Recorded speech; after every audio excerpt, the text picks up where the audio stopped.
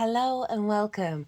This is the All 12 Signs video series for the first of two Capricorn full moons. Hello and welcome. My name's Chloe. I work with card divination, astrology, and as you just heard, and as you can see, I channel multi-dimensional energies through my body.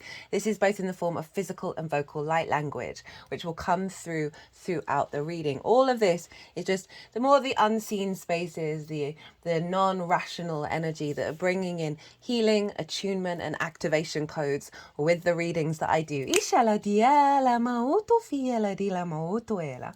Right, so for those of you who know your time of birth and know your natal chart, I really recommend you check out the sign that falls in the first house first. This is called the rising sign, where the ascendant is. I read for all of the signs as if they're in the first house. So the astrology links in closest with this. However, it never, ever, ever, ever, ever invalidates you looking at any other part of your chart, perhaps where your sun or your moon are, because they are always getting activated with every lunation. So whatever sign it is that you're checking out in your natal chart, look to where it falls, look to what house it's in, and the themes of that house. You want to apply those themes, as well as all the meaning you've got going on in that sign, to the messages that are going to come through in the readings. It will be as if that sign has now moved energetically to the first house. So the themes and the astrology for the rising sign is still going to relate. You just got to add on that natal chart meaning on top of it.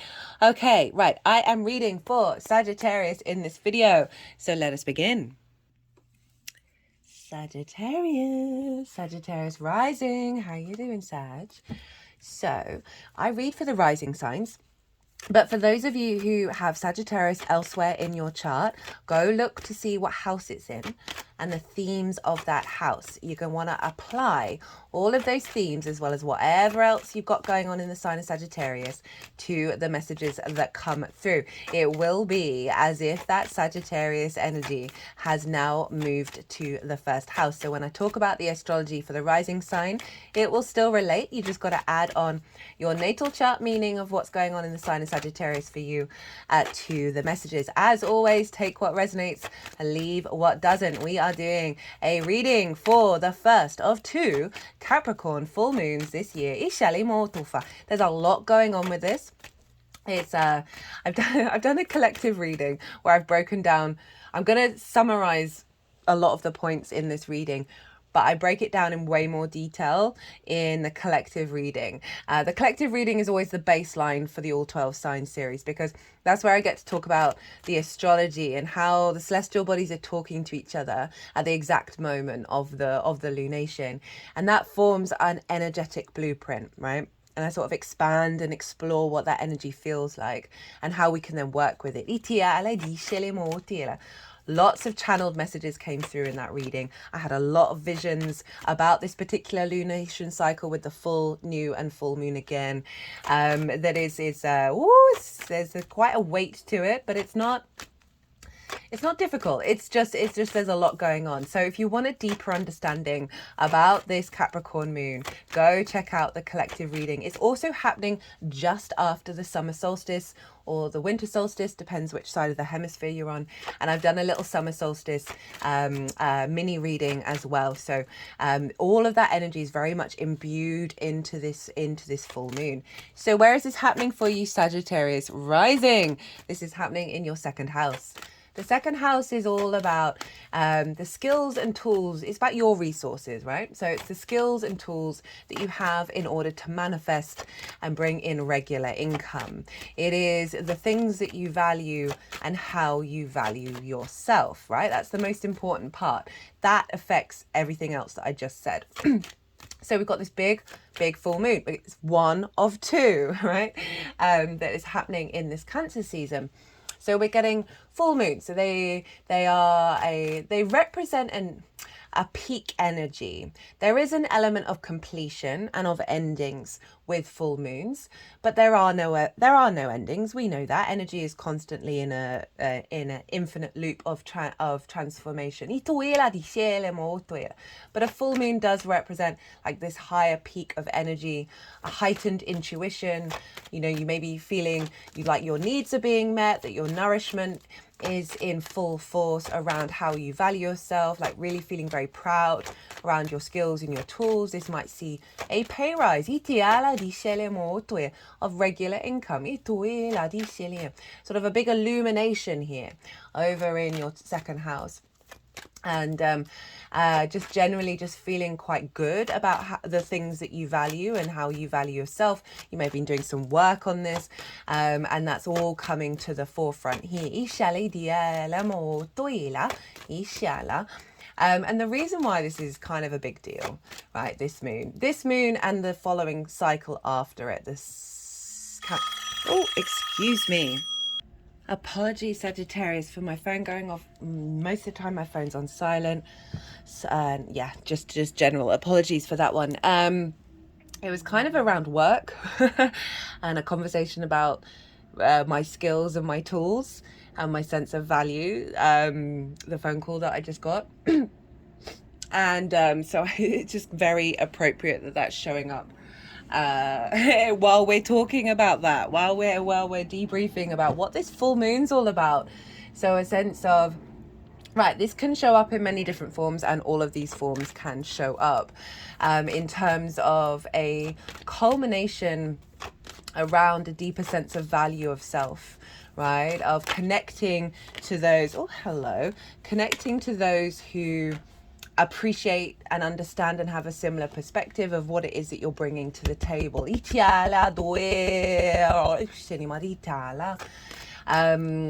A releasing of a weight around of a real understanding of your own value, and a recalibration around your skills and your tools, and sort of illumination around that, right? You can see with these next two full moons, you can see some more light being shone on, the receptivity of the outside world in regards to your skills and your tools, right? I like this one, which was genuinely the conversation that I just had. Of like, okay, I see what you've got. Now, how can we bring it out into the world? Because the sun is over in the sign of Cancer. And the sun is shining the light on the moon. So often with a full moon, we get clues, we get highlights from from the sun about the work that we've done where the moon is. And so this can be sort of a recognition from the outside world. The sun is over in the 8th house. This is the outside world's resources. And this is about it's about taxes, insurance, mortgages, bonuses, commission. So it's like dealing with the resources of the outside world, as well as sort of more one-off big chunks of money, because it's also linked into inheritance. But it's generally about the relationship dynamics with you and anything other than yourself. And that can be time, money, energy, intimacy, ideas. And so the sun is highlighting a sort of receptivity around from the outside world in regards to, okay, well, who are you and what do you have to offer? So for some of you, this might be a new job, right? A culmination of a job. Or being very visible by the outside world and getting a bonus. If we take it outside of the money side of things, right, with the second house, because it is about how you value yourself, and therefore what the things that you value. So when we don't really, truly, deeply, madly understand that we are source and we are love and we are we are everything, and we are of value, and we should stand proud and be in our own energetic field and be confident doing so. If that's all distorted, then we can value things that sort of recreate those distortions. So if you have a bit of lack of self-worth, then we can then value and prioritize things that then reconfirm that. And it's the same with the inflated sense of self-worth, because inherently that's a mirror of a lack of worth, because we don't need to do that if we're genuinely confident within ourselves. They tend to reflect one another. That there's an element of highlighting the what am I trying to say? So the full moon, one, it's a sense of completion, a celebration. So there may be a real illumination of your needs being met. You're feeling a great deal of nourishment around the skills and tools that you have in order to manifest in the world, and therefore having a repercussion on your sense of value. It can also highlight the work that you've done to release patterns that have been blocking that. Okay, that was an interesting noise. They are tapping the whole deck over the heart chakra. It feels like they're doing CPR. Not CPR. What's the D? You know, when you got the two things and you zap someone, yeah, of cardiac arrest. What is Itale? It's like they're putting a lot of energy into the heart to really activate your sense of love in the world, and your sense of moving from your heart and really knowing your own value, right? The heart is a very powerful energy. Venus is conjunct the sun, by the way, and Mercury, so I'm not surprised they're bringing in this heart space. They really they're just they're doing a lot of work around your heart chakra, Sag.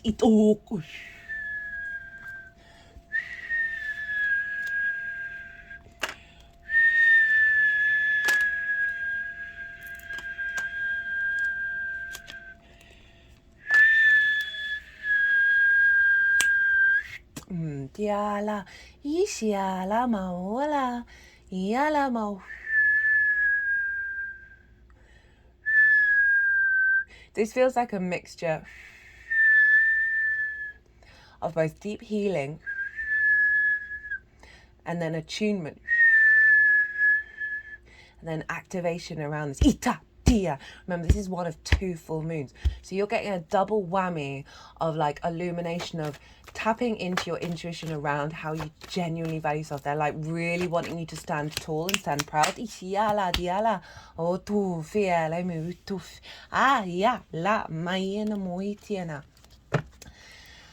Okay, so what else did I want to say? So that it also, this full moon can also bring up and highlight anything that we might need to work on in the next cycle.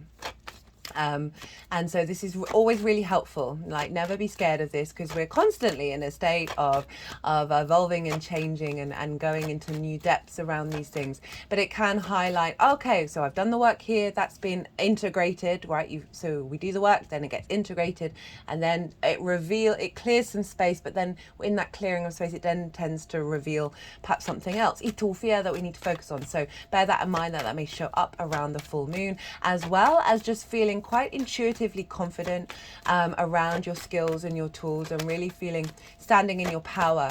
I was talking about Venus and Mercury are conjunct the sun over in the 8th house. Venus and Mercury combined with the sun is there's an intuitive sensitivity here. There's a sense of being able to, if we're looking into source, right? So the 8th house can be it's a very magical house. It's a very psychic house. And so you've got a lot of stuff going on in the sign of Cancer that's connecting you to source and your relationship with source. It's showing you a lot of love, showing you a lot of synchronicities around, hello Capricorn, around your capacity,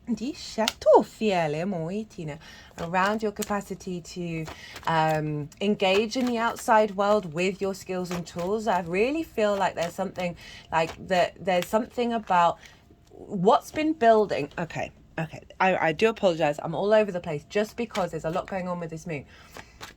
that this is the final inconjunct moon. So from Aries season last year, the moons went a bit squiffy because we had 2 new moons in the sign of Aries.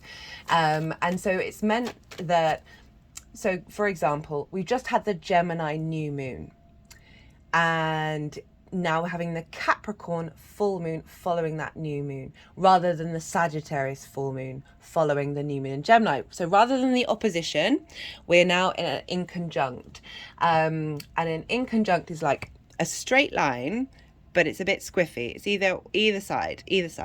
And it's we've had this for since Aries season last year, where the lunation downloads have been very sort of maverick energy. They've been also discombobulating. They're breaking against traditions.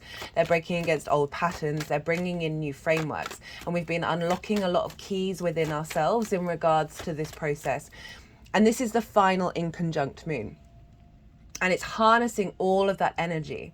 And I had some really beautiful mythological visions around this, of like this big horned figure pulling the framework that we've downloaded from that Gemini new moon, which was beautiful. That energy's still live. I love that moon. Really recommend you check that out. Pulling it into the mountain, right? Capricorn is often the mountain goat, right? The long legacy collective energy. It's the longer term plans, right? It's the longer trajectory. It's ruled by Saturn. There's a sense of maturity, responsibility, due diligence, putting in the commitment. And so what's coming through here is this elevation of our capacity to commit to ourselves in unconventional ways, of ways that are breaking old paradigms. And so this is the final inconjunct moon, where we're getting that final key of the download. And then the next cycle will be the Cancer new moon, and then the Capricorn full moon. So we'll have the new moon followed by the opposite sign full moon. And this is a straight line. This is like, this is the activation of everything. All the different things have been bubbling to the surface over the last year, coming into more alignment. And this is why this is pretty powerful. And this is a big activation as well, because the Capricorn and Cancer energy square the nodes. I talk about this in the nodal transit series for Aries and Libra. That is still live. That's in its own playlist, as well as every time we've had transits in these 2 signs. It's because they square. The squares are an aspect of Mars, and this is where it can be conflict, there can be drama, there can be frustration, but inherently Mars is fundamentally our motivation, our drive, our action. This is where we build. This is where we see things, the friction of the 3D come into manifestation, of the new beginnings and of the endings that we've had with the eclipses. And the Capricorn energy is the peak, is where we're headed. It's more of the North Node activation of the cycle, of what we're building here, what we're striving for in the future. And that Cancer energy is more of the South Node, of what are we releasing, what are we refining. So it feels like any old dynamics around your interaction with the external world that may have diminished your value, a lack of visibility for the skills that you have, these are being released, right, and refined, so you're then able to stand in your power, stand on your mountain, and be able to take the actions that you want to take for your legacy that is inherently serving the collective. Because when we're operating from our unique energy, our authenticity, that serves the collective rather than putting on masks and delusions. I really am just getting a standing in your power, bringing in a capacity to engage with your skills and tools in an elevated way, and being there's a sense of reciprocity with Venus and Mercury being in the 8th house, of more connection to the outside world, more harmony, a sense of love and appreciation, and a communication as well. So you may see a heightened level of interaction and of your relationship dynamics, whether that's just with one person, source, or a collective or an organization, that is coming into a stronger alignment with the way, with the skills that you have and the value that you have to offer the universe. And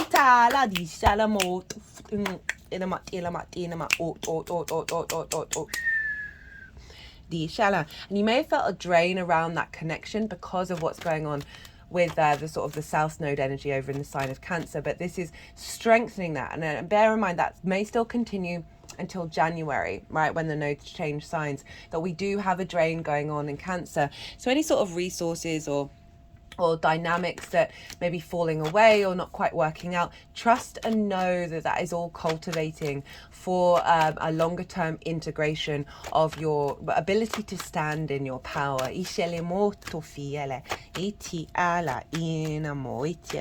So I talked about Venus and Mercury conjunct the sun. So they're infusing the energy into the sun, which is illuminating on the moon.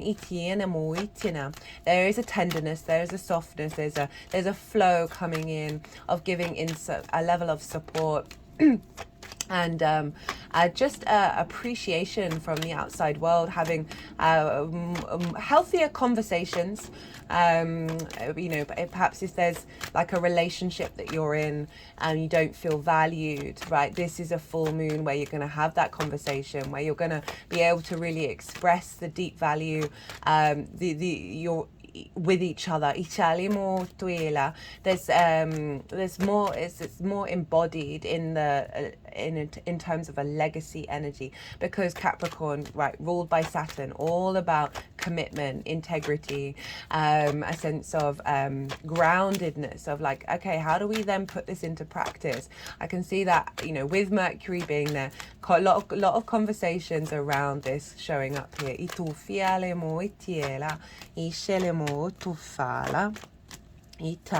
As well as conversations with Source, getting some downloads, feeling very supported with Venus there and Mercury and the moon, of reconnecting to your emotional body in a way that serves and facilitates and illuminates the skills and tools that you have in order to manifest. Gonna have that new moon in Cancer. That's going to be the next lunation. Now, what else is going on? Well, Saturn rules the moon. So what's going on with Saturn is influencing how this moon is showing up for us. And Saturn is over in the sign of Pisces, a fellow mutable sign, Sagittarius, and that is in your 4th house of your roots and your foundations, your ancestors, both blood and soul lineage, your parental figures, the roof over your head, and the things that you do in private. If you imagine your natal chart as a tree, I know that sounds a bit bizarre because it's a circle, but imagine that a tree is in the center of that circle, that the roots come from the 4th, and the leaves that are striving for the sun are in the 10th. And then we have the balance between the self and the other. Now, we've got Saturn over in your 4th house in your roots. We need strong foundations in order for the tree to flourish and grow. And Saturn has been there for a little while. Regulars, there's like 3 Saturn transits out at the moment. Where Saturn's about to go retrograde. It's going to retrograde before the next full moon. So this is really interesting of a lot of things coming to a head of what we've been learning with the direct motion. And then with that full moon, the next full moon, we're absorbing the depths of what Saturn's doing when it's going retrograde, and bringing in a deeper level of nuance to this upgrade that's coming through. But Saturn in the 4th. So Saturn in the 4th, so all Saturn wants to do is for you to have strong foundations. So you can walk your talk, you can stand in your integrity, you can do the work that you need to do because it comes, you understand the cycles of time, and you're willing to put in the dedication and the devotion to your commitment to your legacy. That's what Saturn wants you to do. This is very mature energy, right? Doesn't mean we can't have fun, right? In fact, the more that we harness the power of Saturn, the more fun we can have, by the way. But Saturn in the fourth can bring about restrictions around the home life, around, okay, well, what are my foundations? Because it tends to knock things down if they aren't going to last the test of time. You may have had a lot of responsibility around your home, around the themes of the fourth house, that have had drawn a focus on, okay, well, how do I understand my own value because of what's shaking up in the foundational space, right? Who am I really? Often linked into parental figures, in terms of reflections of self, of your own value system. I can see a release. Oh, I just got a lot of energy coming out of the back of my spine, and that's usually linked into sort of the past, whether it's past lives, ancestor stuff, like my whole back body is just sort of releasing a lot of energy there. That Saturn wants you to be in your own authority, wants you to appreciate the context of your environment, but also for you to stand strong within it. I see Saturn as like the more mature Mars, you know.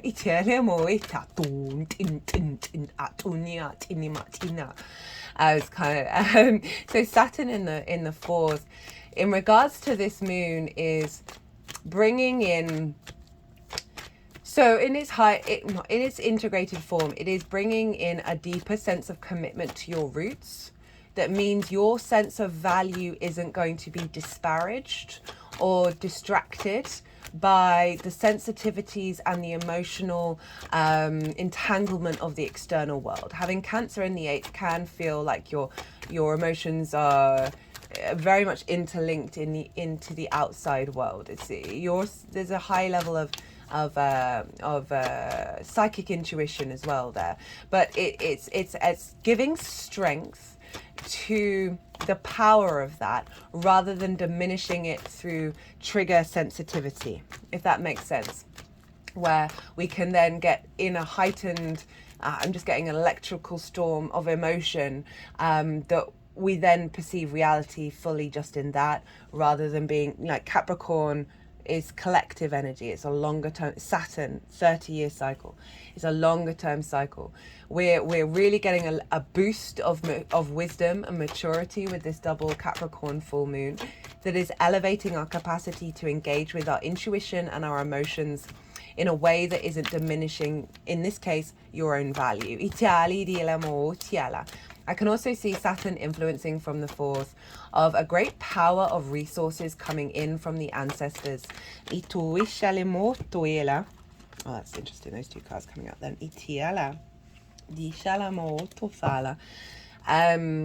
Because it's the ancestral realms here of one. It's always a flip side. It's always the grievances as well as the wisdom from the ancestral lines. And I can really see, in regards to your skills and your tools, right, and how you value yourself, that you're getting a double boost here with this double moon, activating a clarity around distortions in relationship dynamics, as in with you and anything other than yourself, or resources that you have or have not got, or the ancestors have or have not got. With Saturn really bringing this into the roots of implementing a sense of, we're drawing a line under the sand here. We're looking at things in a different way, because it's tied into the Gemini new moon. And I don't often link the new and full moons together so heavily, but I got such a strong vision with it. And I talked about it in the collective reading around this new paradigm, the new neural connections, the new neural plasticity that we're bringing in with all of that Gemini energy that we've had, with Jupiter being there as well. That is allowing us to break out of tradition, and out of dogma. We've been working through this a lot. That is now then liberating your capacity, whether you're conscious of it or not, to infuse the wisdom of all those that have come before you in your incarnation, and however that connects the energy threads that you have connecting to you into your skills and your tools. There's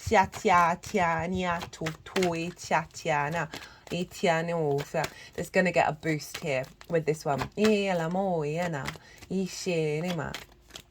Now Jupiter rules Pisces, So Jupiter over in Gemini is influencing what's going on with Saturn. And Gemini for you is in the house of the other, right? This is your one-on-one relationships. And so it's providing an elevation of wisdom around the connection with the other. This could be about clients, business partners, romantic relationships where you're like, oh, I don't feel valued in the way that my soul is like, hey, what's going on? And rather than being in conflict with it, there's a level, the way to work through conflict is a level of acceptance, forgiveness, and then you do you. Right, so, and with that, it shifts the energy of being in resistance. That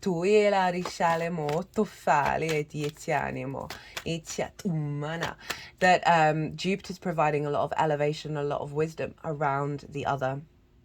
That's giving you a sense of confidence in who you are. Because often the seventh house is our understanding of self in regards to the other. A lot of confidence of who you are that's being put into your roots and your foundations. And that's allowing you to really activate a higher level of integration around your skills and your tools that then is going to bring in more manifestation. Now, Mercury rules Gemini. And where's Mercury? Well, Mercury's over in the sign of Cancer. So we have this feedback loop energetically between Capricorn and Cancer, Pisces and Gemini. And so we've got this clarity of how we're collecting information and how we're observing it and the wisdom that we're finding from it and our ability to take action on that information. Speaking of Mercury,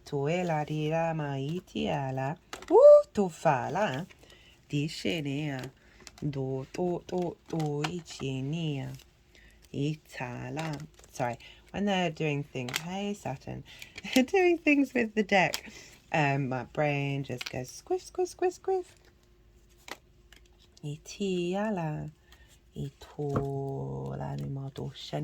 So we've got this really lovely feedback energy around an elevation of our perspectives. This imprinting into your foundational space and really giving you the ability to stand on your mountain and know your value, and it not being distorted from the external world. And the repercussions of that are going to bring in more collaboration. Okay, so all the cards are out. The deck is down. Look to where your sun and your moon are in your natal chart. Look to the houses that they're in, the themes of those houses, and you want to apply those themes to what might be coming up for you around the full moon, as well as, because we receive a download, I can't remember if I mentioned it at the beginning, with lunations, yes, it's an ending, it's a culmination with a full moon, but we then get a download that we then integrate. So what's then going to unfold? So you can then work with the themes of the houses that your sun and your moon are in with this energy, and that will make it more personal to you. It just adds a little personal layer. There are deeper layers you can go in terms of the astrology. If you want a personal reading, my website is in the description box. We can deep dive in this a little further, or about anything else. Right, other than that, I'm going to go consciously quiet. The energies that I work with, they are going to move all the cards around. They are going to do some energy work, do some channeling, and then they're going to put the cards into the 3 piles.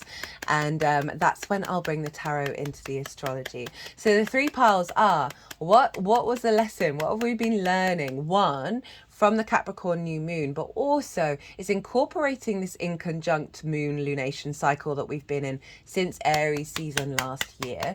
Pile 2 is what download is coming in, what frequency is coming in, and then pile 3 is how to work with that frequency.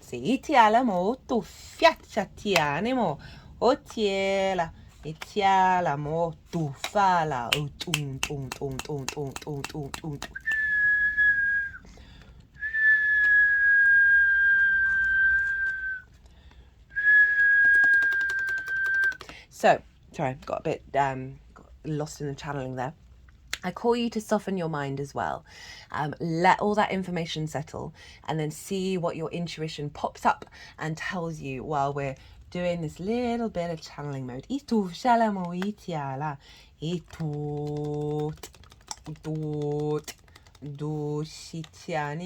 it's wanting to be in both places.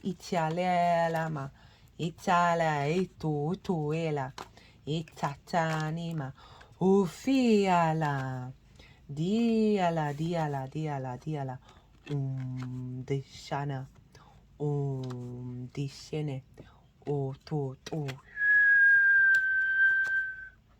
iala, itatina,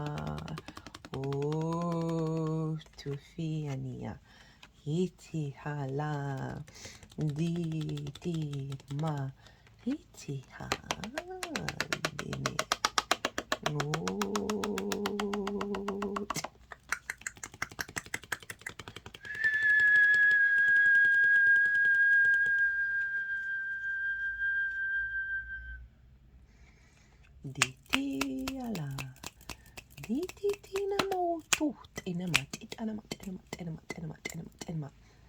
Right, so let's do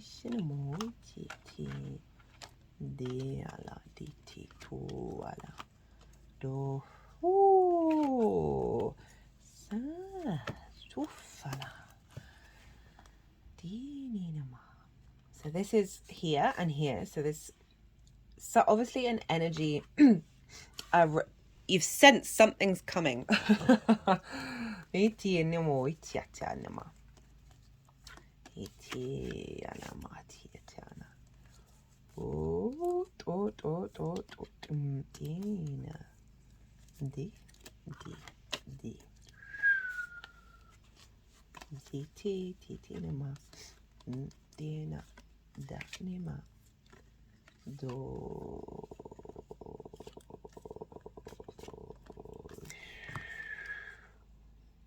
Okay.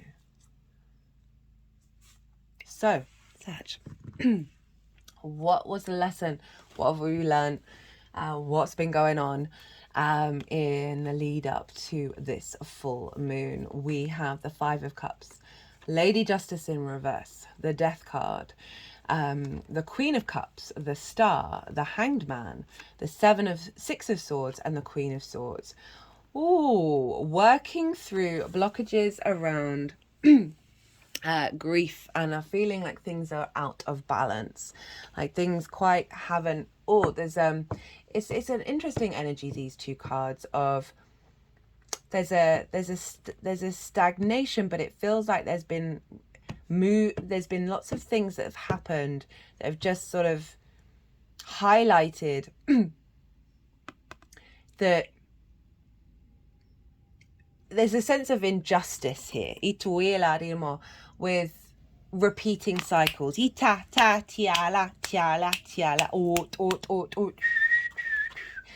That in regards to understanding your value and your skills and your tools, that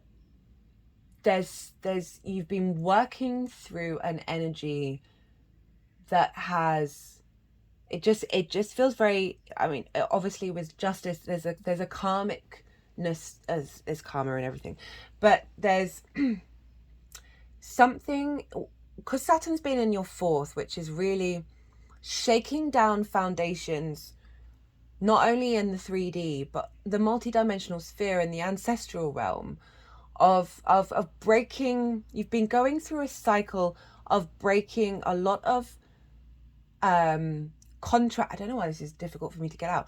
Contracts that were not to do with you, but have shown up in your life. Oof.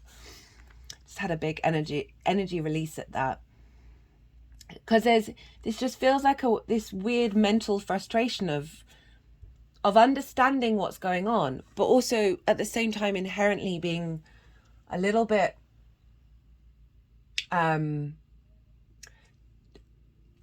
it's so interesting. Usually I don't stop talking, but there's such a block here.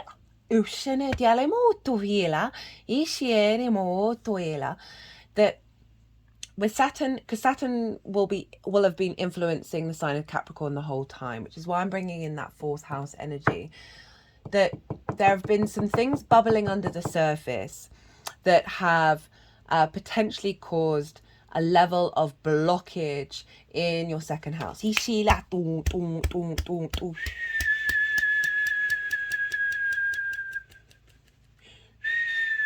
just did some clearing work from the heart to the solar plexus.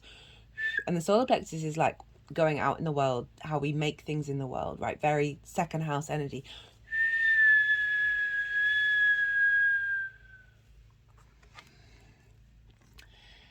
Yeah, there just feels like there's been a lot of resistance that may have had you being down in the dumps, but I'm not getting, because of the cards that follow, but also just generally it's such an interesting energy that I'm tapping into, that it's like there's fundamentally a part of you that knows what's going on even if you've got no idea what's going on, but you're just a bit like, oh, why is this happening? Like, can we hurry up, right? You're Sagittarius, you're very mutable, you want to move, but there's something that's been quite that has blocked that roaming energy. It's kind of put the kibosh on things a little bit. What else do I want to say about that? Okay, I'm trying not to okay, there's this energy that wants to come in that's like literally bursting through the door, that's about to explode. Because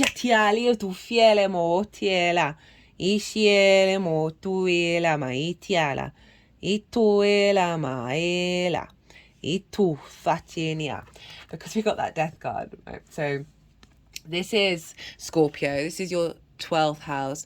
Oh goodness me, did I not zoom out? Let me zoom out again. Is this in the last one? There we go.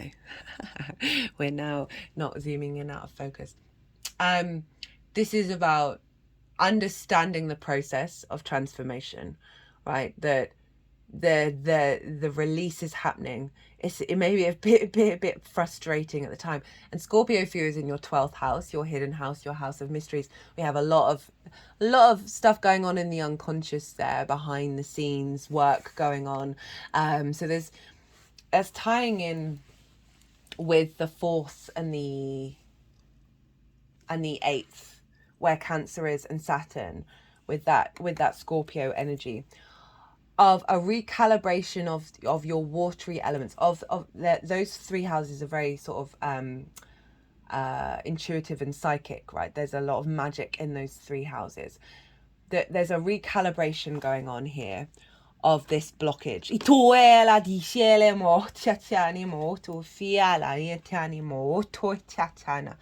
And you've known, something deep within you has known that this process is going on. And there's an element you've had to let go of, a lot of old paradigms that have, I just get the feeling that aren't to do with you, that yes, may have manifested in this lifetime, but they're like, I'm just getting so strongly that there's like some core, either blood ancestor or soul ancestor, itu feel wounds,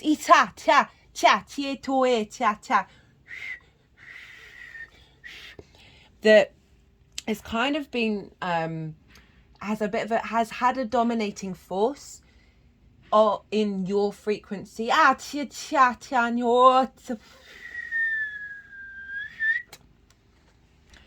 That you've been going through a process of making peace with, of transforming that in this lifetime. We got this is beautiful. I'm really, really enjoying the feeling of this.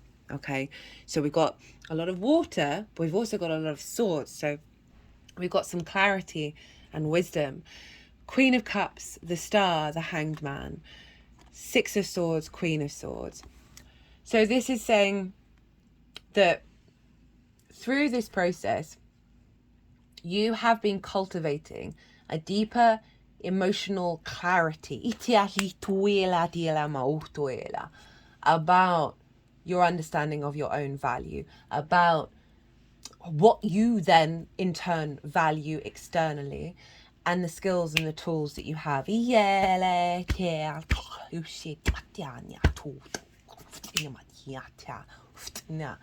That there's been a clearing out here of some quite heavy stagnant energy that is coming back into balance with this full moon. But in the process, you have learnt a level of serenity and clarity in this lifetime that's helped get you through it. And this is, I strongly feel that this is being integrated into the cycle, right? It's not that this is going to disappear, because the Queen of Cups, she can see far and wide into the future, and she is not bothered. She is not fearful. In fact, she is serene. She is so serene. Her foot is turning into the ocean. She is at peace with her emotional body. She is the undulating energy that knows it is what it is. And she has the capacity to nurture and nourish and give support and care to your emotional field. So this is, or she's also incredibly psychic. So for some of you, this is about cultivating your psychic intuition. But overall with that is like, there's a part of you, as I said, that fundamentally knows what's going on, right? Even if you don't have all the clues and all the details, that you are, because of this, it's allowed you to really step more into a space of serenity rather than the anxiety, the fear mindset. We've got the Nine of Swords here in reverse coming in for the download of like, which is the opposite of the Queen of Cups. The Queen of Cups is in her power. We've got the Star. So you've gone through a high level of healing, of getting back to your unique frequency. She is unclothed. She is rid of masks. And so you're sort of tapping back what I was saying. There's been something that that's you, because we are everything, but it's been blocking this. And you've gone through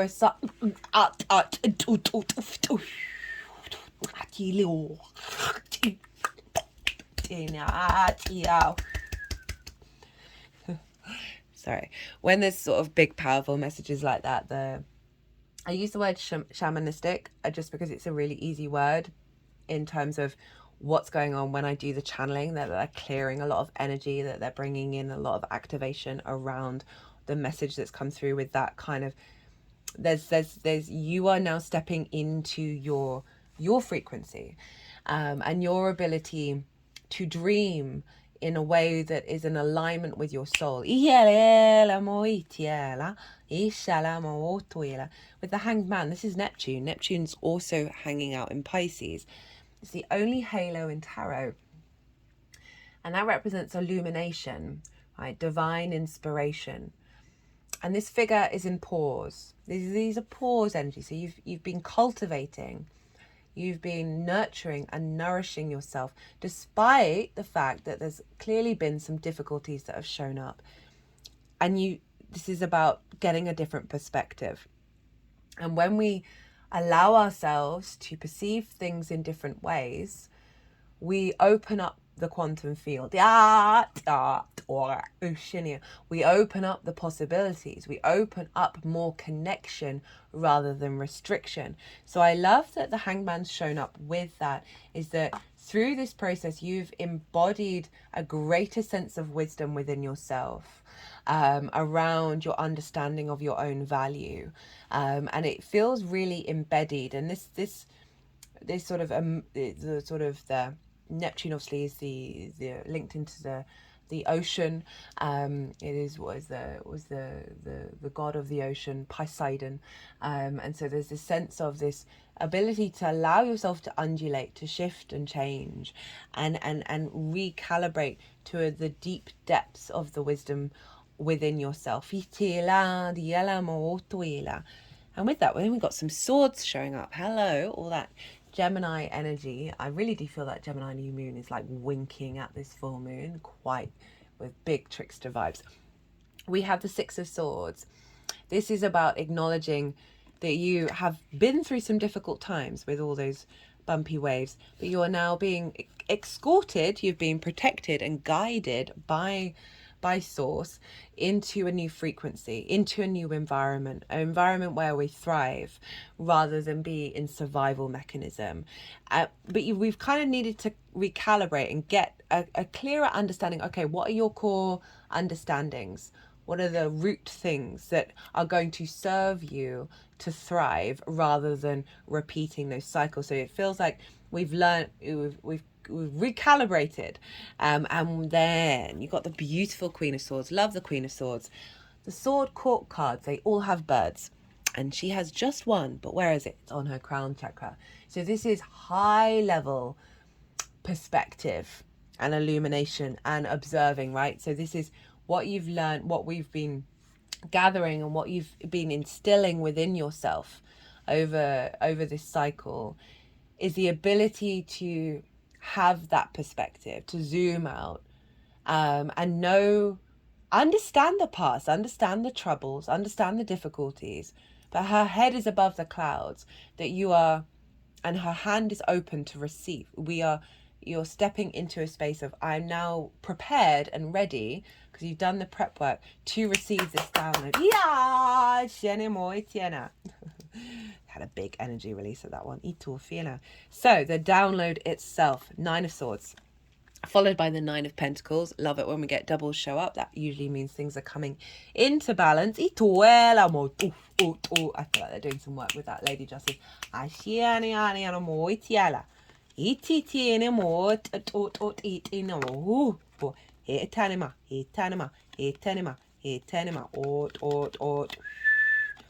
Itania toela, etenima otuela, du fatnima, ditinima, ditela, o dilema. Okay, so the soul contract of the Nine of Swords is being cleared out, and now we're getting an infusement of that Nine of Pentacles.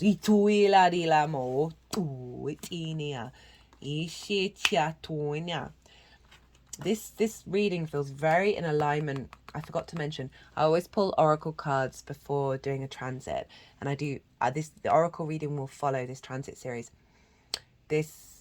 I've scanned the energy of these cards. I haven't read what they say in the books.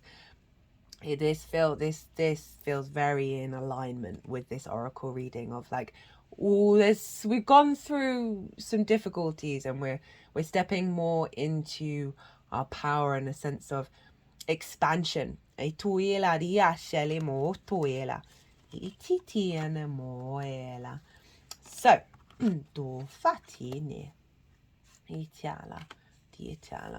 just wanted to go everywhere.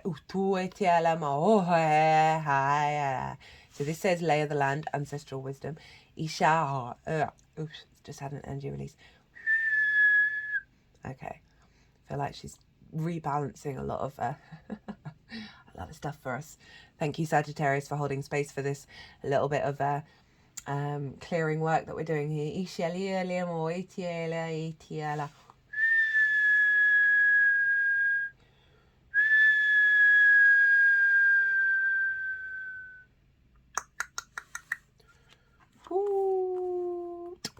Okay, she's just wanting to be just under the third pile. Nine of Swords in reverse, Nine of Pentacles, the Magician, the Hierophant, the World, the King of Cups, the Fool, and the Ace of Pentacles. Big energy here. Love this. Okay, so in regards to that second house of like, we're Nine of Swords, very shoulda, woulda, coulda. Anxiety, fear, worry. Do you have enough resources? Are your skills good enough? Are you even worth anything, Sag? Right? Those are the dark thoughts that we can have. Should you eat? All of those things. This is in reverse, right? And they did some clearing with that. The fear, the worry, the anxiety, the it freezes us. It means that we're no longer able to create. And I love that the 9 wanted to go straight afterwards. And this 9 of Pentacles, this is Venus in Virgo. And this figure knows what they need to do in order to create a holistic lifestyle, right? They love their job.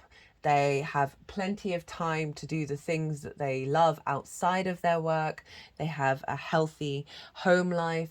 But they had to put in the work and they put in the effort, but they knew what they needed to do, and they knew when they needed to say no and what they needed, what actions they needed to take. It's a very empowering card, very, very empowering. And I love that it's following that 9 of Swords in reverse of the frequency that's coming in with this full moon is giving you the grace to step into this.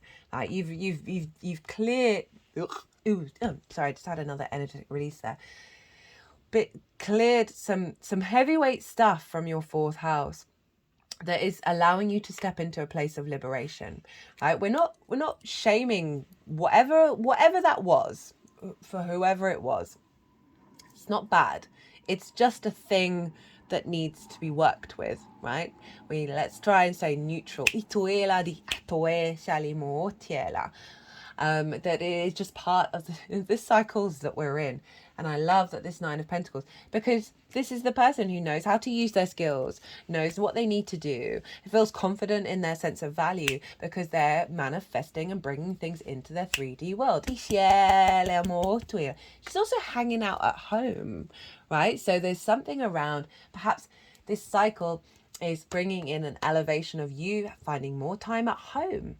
Because, maybe working from home a bit more, maybe not working so hard wherever it is that you do, and allowing yourself to have some more time to recoup, to restore, to be in your own energy, and not worrying about doing that. Got the Magician. Woo! With the Hierophant and the World card. And the King of Cups and the Fool and the Ace of Pentacles. I love this. So this is bringing in an activation of, and I like this with Mercury, because this is Mercury being over in the 8th, conjunct this moon, is your capacity to harness the resources from the multidimensional sphere. Magic, basically. But so this is knowing you have all the resources around you. This is saying you're in your power. You're able to manifest. You're bringing things into being. And with everything that's going on in the 8th house, which is the outside world, there's a sense of you're going to have some resources. You're going to have some, whether that's physical or metaphysical, it doesn't matter. It's that there's things for you to work with, that you are in alignment in your power from that 9 of Pentacles. You are manifesting, you are creating from that 9 of Pentacles. That is a real sense of confidence, right? Of I have these skills. The Magician knows the skills that it has. And being able to put them into use. We've got the Hierophant. This is in your 6th house of work, right? This is Taurus and how you work. Love that that's come up. In terms of the tarot, this is about commitment. This is about, there's tradition here, but it's also about sharing of energy. This figure is communicating to these 2 figures. So there's something around a level of inner knowing of the value of what it is that your skills and tools bring to the table. And the sense of reciprocity with the external world. There's also a level of dedication and commitment coming in, of you committing to yourself, to your skills, to your tools. Now, in terms of the 6th house, that's how you work, right? You've got your skills and tools in the 2nd, and then how do you put it all together? Taurus energy. So there's a combination here of an elevation of a higher wisdom, right? This is the Pope, right? The voice of God. But I'm using that as an example of you being able to channel through the Magician into the way that you work. That's going to be received by others. We've got the world card. Know thyself and the world will open up to you. This is Saturn. So this is highlighting this strength that's coming in around your frequency. And your capacity to understand and refine your energy, which is your resources. That isn't being manipulated or distorted externally in a way that's disparaging to your soul's journey. I felt like there was something that was just a little too heavy. We're always going to have nicks and things going on energetically, but that felt quite heavy. That there's something here where there's a sense of completion, and with that completion of self, that you then go into the next level and expand. And you got the Fool, by the way. You got the beginning and the end of the tarot. Of with this full moon, a real sense of you coming to a deeper level of maturity and commitment to your capacity to bring your skills and tools out into the world.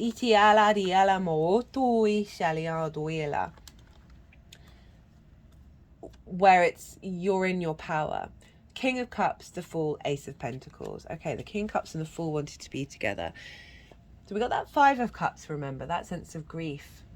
We can get quite stuck in that space. And I'm not saying that with judgment, it's just facts. I recently felt like all my emotional energy got zapped. And I'm recalibrating back again. I had a really big upgrade, download, integration, whatever you want to call it. Not this weekend, but the weekend before. And following that, I fell ill, which is why I sound a bit congested. And then an old cycle came and smacked me around the face. I really need to find better terms rather than physical violence, but it felt like that. It was an energetic, like, and it was as if I was an electrical appliance and someone had pulled the plug out of the socket. It was just like nothing. There was no life there. It wasn't that I didn't have any physical energy, but my emotional energy just wiped, just completely wiped. And there's an element of grief, that grief can tap into that, where you're so in that feeling that you feel nothing at all. It's just this weight, this stillness that feels that everything that you do is inconsequential, and not in a way that is uplifting. It's in a way that, okay then. It's just that there's a heaviness there. So I'm just using that as my own experience as an example. And so let me just qualify. When we get big downloads, it's very when we get a high vibe or whatever it is, then the shadow gets really loud because it needs to come into recalibration. And I know that's what I'm going through right now, but that felt difficult. With the King of Cups and the Fool showing up, I love this. I really do love this, because this is there's like emotional liberation from a place of maturity. Oh, they're just sort of moving the cards around the heart area. Just had an energy release of that one. Because the King of Cups, right, is sitting on a stone throne on an ocean. There are big waves going on. They're what looks like a big sea creature. That ship doesn't know if that sea creature is out to get it or not. They don't know. There's a lot of fear going on behind the King of Cups. King of Cups, not bothered at all. It's so empowered by its emotional control. It is able to manipulate reality by allowing that stone throne to still float on the ocean. So with this King of Cups and the Fool, the King of Cups, very sovereign in nature. Kings, they take action. They're very mature. They know what they need to do. They're in control. And with this very, you had the Queen of Cups, now you got the King. So it's an elevation. I did say, I'd forgotten that the King was here. I did say that energy is coming through. Now you're putting that into action. The distortions from the external, they can happen, but there's a level of, my essence is quite firm now. It's quite, I know my value. I know my skills and my tools and my ability to bring these into being. So I love that this is showing up in terms of, the moon as well, very intuitive. We've got this very emotional, a level of emotional stability and power, right? Of how you then bring this into being. With the Fool, the Fool is very carefree. It sees life, the good, the bad, and the ugly, as a wonderful thing, right? It's open to living, to experiencing. And this feels like a very powerful boost in the way that you understand your resources and the capacity that you have to bring in or elevate whatever it is that you're doing, a new paradigm, or elevate into a way that you're no longer in the Nine of Swords or that Five of Cups, but you're operating more from your heart. You know yourself, right? The Fool is, again, the beginning of the tarot of, I want to experience, I want to be. I'm not entangled with the village anymore. And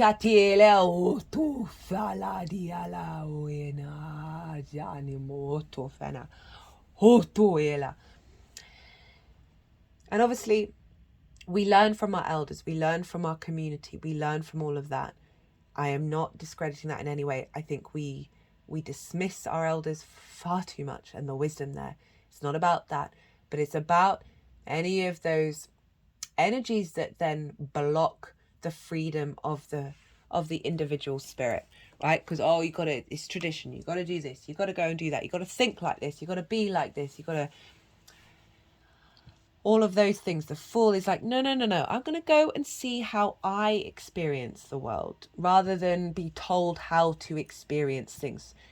We shouldn't tell people how to experience things. That, again, with the village, in terms of the ancestors,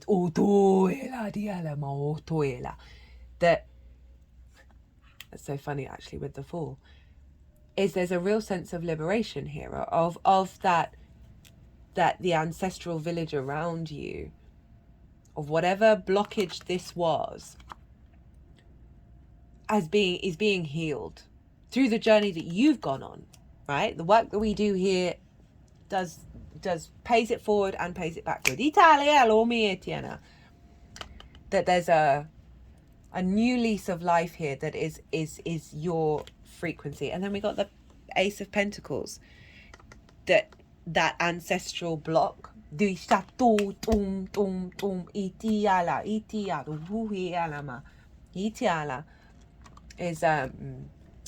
love it. Ace of Pentacles, a whole new world. Sorry, I'm a bit congested, still recovering from the cold. And I do apologize, but I had to, going out in experience, seeing the 3D in a different way.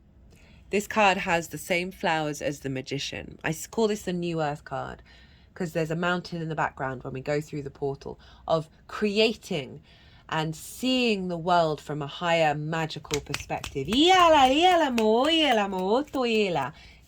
there's a renewal coming in based on everything you've been working through. There's a real sense of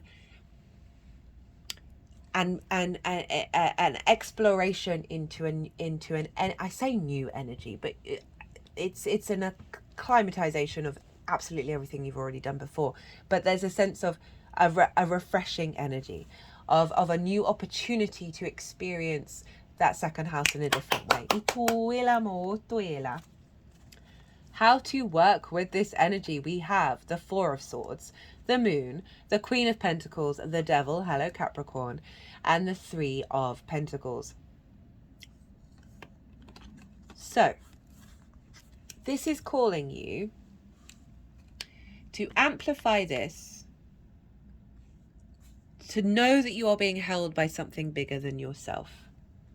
This is calling you to step into a place where you can pray or imagine or dream that is beyond the Three of Swords.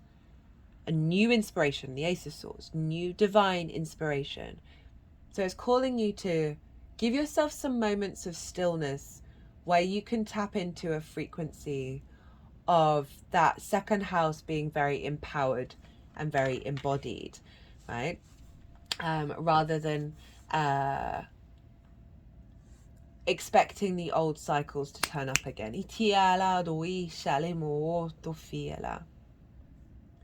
There is something about just giving yourself some space for the co-creation to come in, for the awareness of this to come in. It can also be about observe your reality with no expectations, no assumptions, no judgments. Just see what's going on and then see what your responses are. You know, so often we collect information from previous experiences and we then expect it to be repeated. So we can often then repeat it. This is really calling you to be in observer mode of those things. And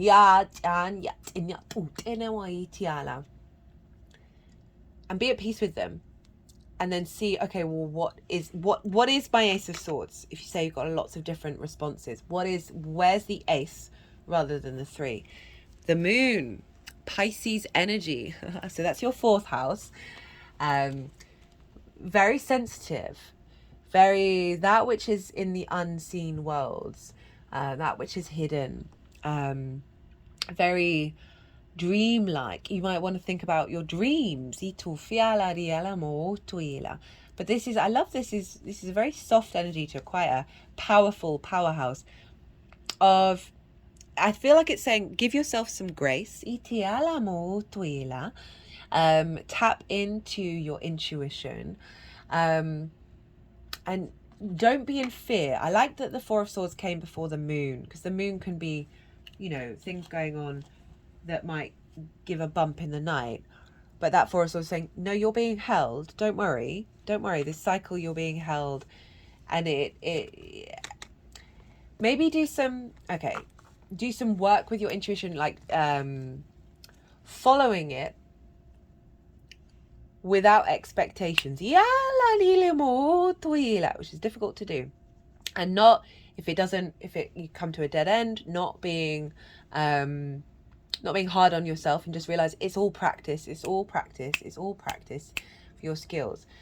But it is really suggesting that, also doing things at home, right? Harnessing your skills and your tools in your home life. For those of you who might work from home, maybe get a bit creative in the home space.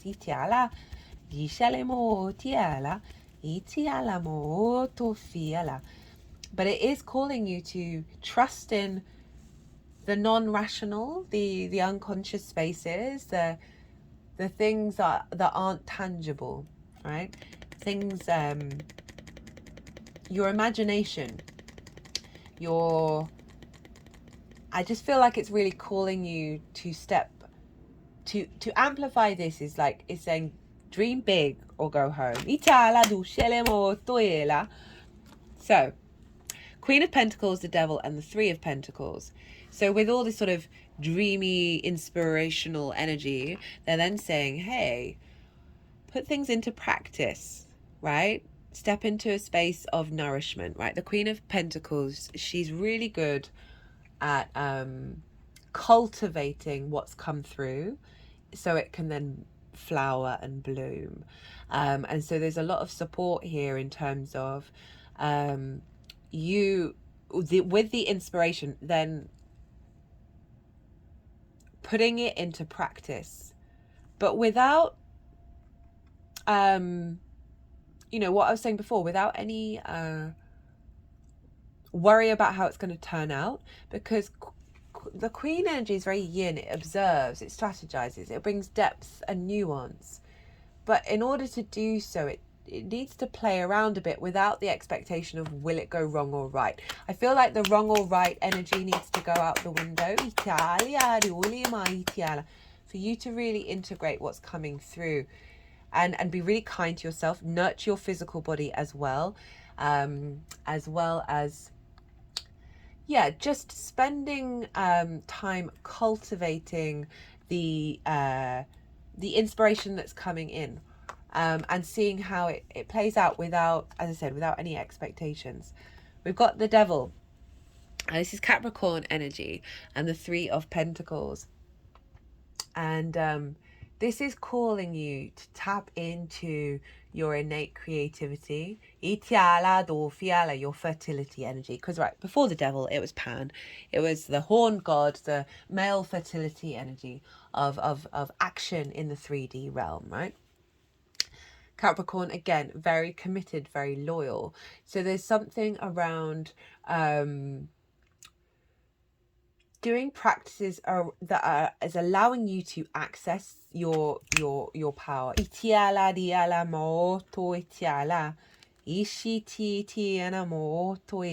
it can also be about seeing that which binds you, and being in observation of it as well. If we think of sort of the more negative sides of the Capricorn energy.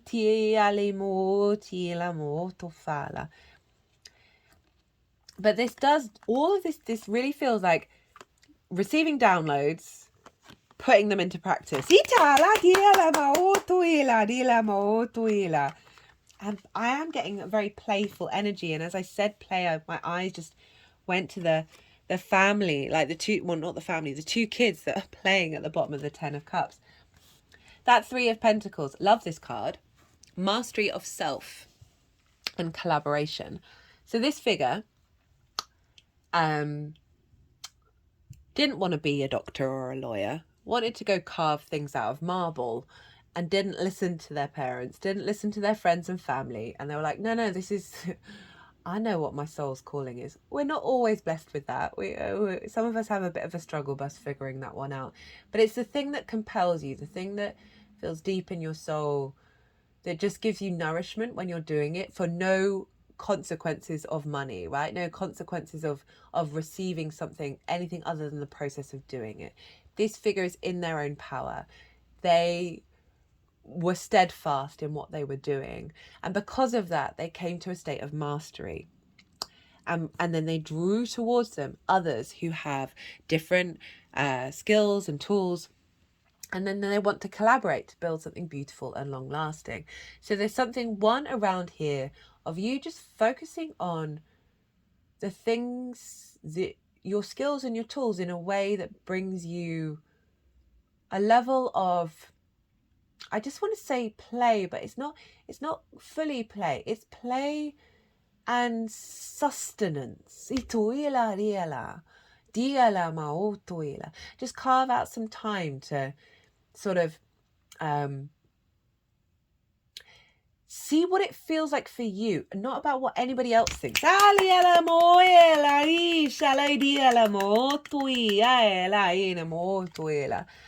It's got nothing to do with anybody else. That's the vibe I'm really getting. You know, we've left the village on the ancestral realm. We haven't really. We're still always there. We love you truly, madly, deeply. But there's this sense of real cultivation of inner spirit here, and allowing yourself to do that without worry about the external world. And we've got the 10 of Cups at the bottom of the deck, which I love, because this is bringing in a level of emotional alignment. And we had a fair amount of cups here. Emotional alignment for you, because we can get dysregulated if we don't feel valued, if our skills are not taught. That second house can get a bashing if it's not seen or appreciated by the external. And the whole point is to do that yourself and bring it to yourself. But with the 10 of Cups showing up, this is showing that it's then going to be reflected in the external world.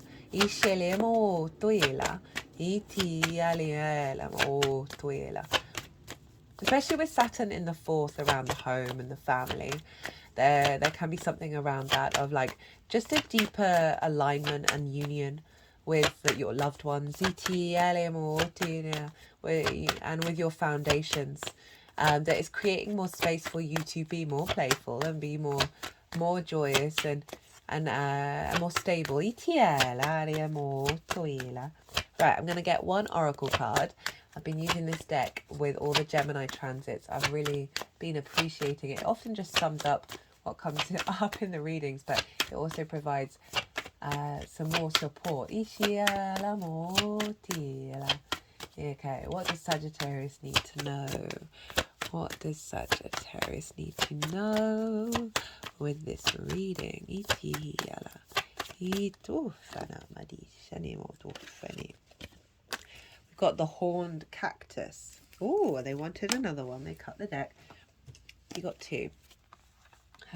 Quite extreme.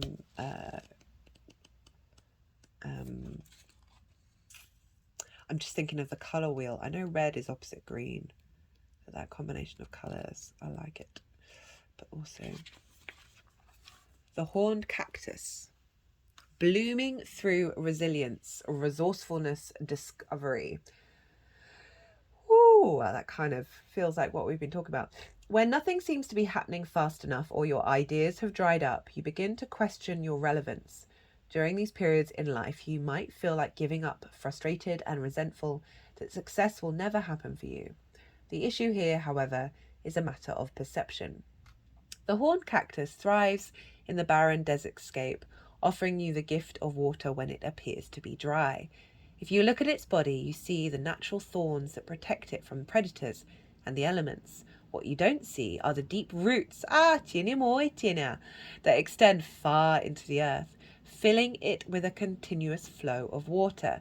This succulent is a symbol of resilience, of resourcefulness, of your needs being met in spite of appearances to the contrary. It's a reminder of the courage and inherent wisdom needed to dig deep below the less than friendly surface that hides a rich underground world. Can you connect to this magical truth and trust? So that's just bringing in so much of what we just said.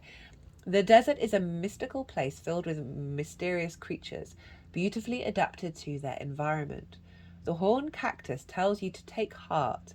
This journey is only temporary, and you will soon be met with greener pastures. But first you must acknowledge your inner strength and fortitude as you're tested here. Be as the cactus, resilient and resourceful. Woo! I really like that that's shown up and said, hey, I see, the universe sees you. The universe sees what's going on. And once you two realize, you've now developed a real sense of strength of character. And then look at this. Oh, all soft and, well, they're not quite fluffy cats, are they? But, no spikes there. The caterpillar, transformation, opportunity, independence, from conditional responses. Oh, toela. I mean, I love using this deck. The energy of caterpillar appears, heralding a time of transformation and opportunity. Here, you're being asked to revise your dreams. If it looks and smells familiar, step away from it for a time being. The new cannot emerge from the old, and the youthful and vital cannot emerge from the aged and sickly. Experiment and surprise yourself with what arises for you in this moment. I was telling you to play around. Caterpillar is an invitation to test out a new strategy to get a different, better result. Remember that the definition of lunacy is continuing with the same thinking and behavior and hoping with a different outcome. It's time to break away from habitual responses, to surprise yourself and startle others, eliciting a smile or a frown or a look of awe from those around you. That's that confidence that's coming in, like of the magician, of like you have a lot of power to be catalytic in your nature.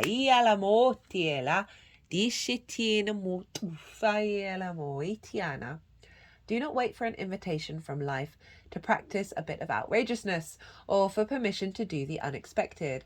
Any other response right now will lead to more of the same and no real change. Sometimes the most original response is no response whatsoever. Stand stock still, staring steadily into the eyes of the players in your drama, avoiding engagement until the moment is right.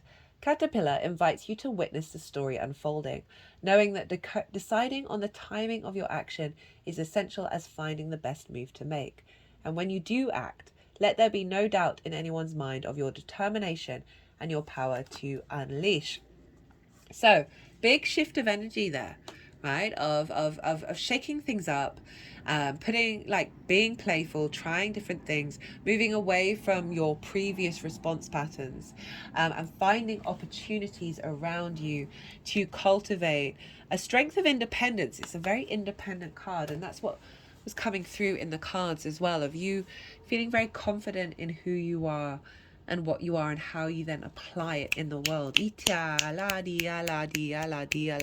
on the straightforward level, this sense of opportunity for the second house can be about new opportunities around work, around pay rises, those sorts of things. Those can be at play here. Right, this is a very, very long reading. I got quite involved in that one. Thank you, Sagittarius, for holding space for that clearing of the ancestral bond there. I appreciate it. I feel like that's a collective of energy that's been released as well. Sag, if you like this reading, it would bring me great joy and help the algorithm if you hit that like button. If you want to deep dive even further into this reading based on your natal chart or about any other transit, my website is in the description box below.